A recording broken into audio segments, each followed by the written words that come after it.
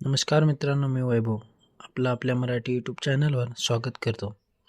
तर मित्रांनो, जुलै ते ऑगस्टमध्ये अतिवृष्टी झाली आणि महाराष्ट्राला पुराचा मोठा धक्का बसला. शेती पिकांचंही मोठ्या प्रमाणावर नुकसान झालं होतं.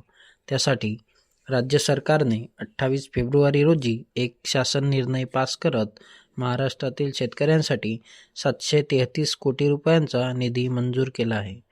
5 विभागातील 27 जिल्ह्यांसाठी हा निधी मंजूर झालेला आहे.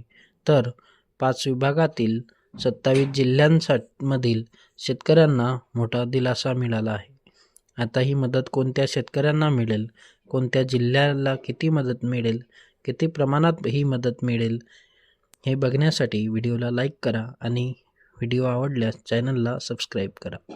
तर ही मदत प्रति हेक्टर 13,600 अशी मिळणार असून DBT पोर्टलमार्फत थेट शेतकऱ्यांच्या बँक खात्यात जमा होणार आहे. तसेच कोणत्या जिल्ह्याला किती निधी मंजूर झालेला आहे हे आपण जाणून घेऊया. अमरावती 8 कोटी 17 लाख रुपये, अकोला 22 कोटी 73 लाख 86 हजार रुपये, यवतमाळ 48 लाख रुपये, बुलढाणा 30 कोटी 35 लाख 60 हजार रुपये, वाशिम 47 लाख रुपये असा मिळून अमरावती विभागासाठी एकूण 324 कोटी 47 लाख निधी मंजूर झालेला आहे आणि ही नुकसान भरपाई लवकरच शेतकऱ्यांच्या बँक खात्यात जमा होणार आहे. त्याबद्दलची प्रक्रिया तहसील पातळीवर प्रशासनाने सुरू केलेली आहे. तर आपल्याला हा व्हिडिओ नक्कीच आवडला असेल हीच आशा करतो.